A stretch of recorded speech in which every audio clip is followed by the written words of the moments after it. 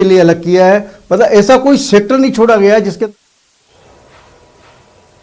विकसित भारत के विराट संकल्प को पूरा करने के लिए एक मजबूत नींव का निर्माण करेगा। ये बजट वंचितों को वरीयता देता है। ये बजट आज की एस्पिरेशनल सोसाइटी, गांव, गरीब, किसान, मध्यम वर्ग, सभी के सपनों को। मैं वित्त मंत्री निर्मला जी और उनकी टीम को इस ऐतिहासिक बजट के लिए बधाई देता हूं। साथियों, परंपरागत रूप से अपने हाथ से औजारों और टूल्स और उनकी टीम को इस ऐतिहासिक बजट के लिए बधाई देता हूं।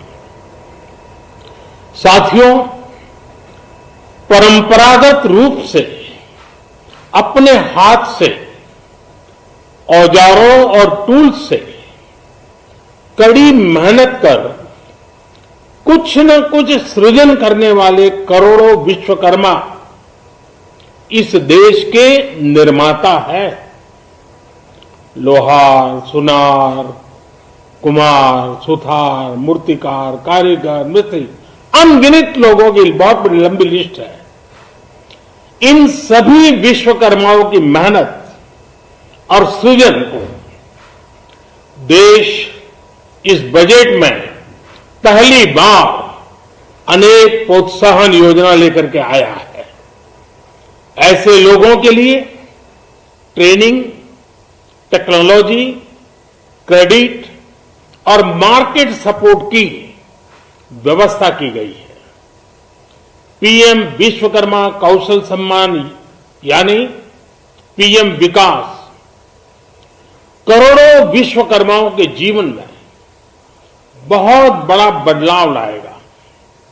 साथियों, शहरी महिलाओं से लेकर गांव में रहने वाली महिलाएं हो,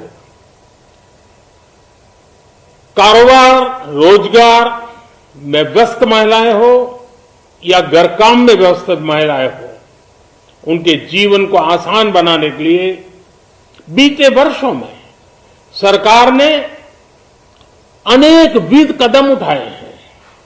जल जीवन मिशन हो, उज्ज्वला योजना हो, पीएम आवास योजना हो, ऐसे अनेक कदम।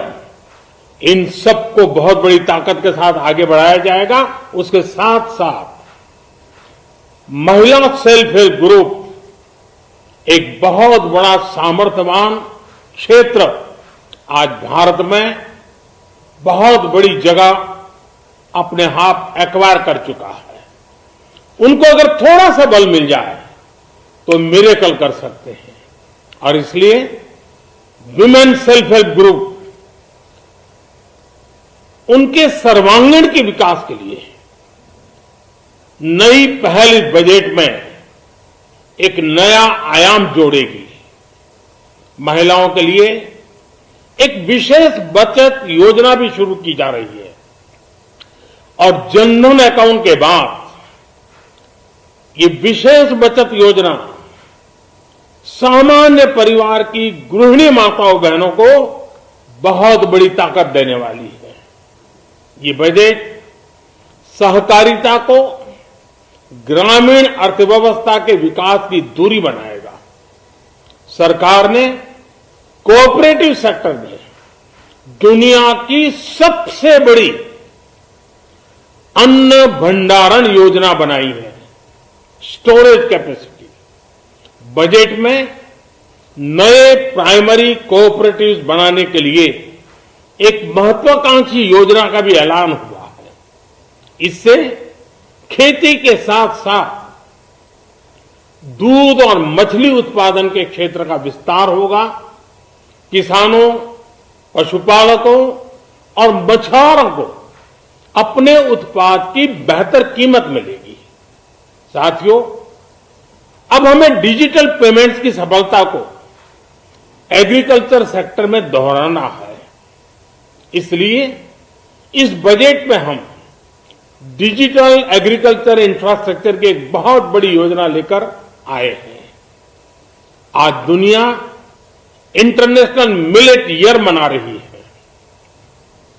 भारत में मिलेट्स के अनेक प्रकार हैं, अनेक नाम है।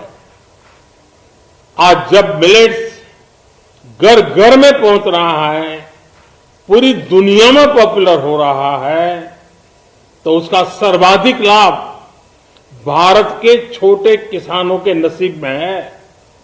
और इसलिए आवश्यक है कि नए तरीके से उसको आगे ले जाया जाए। इसकी एक नई पहचान, विशेष पहचान आवश्यक है। इसलिए अब इस सुपर फूड को श्री अन्न की नई पहचान दी गई है।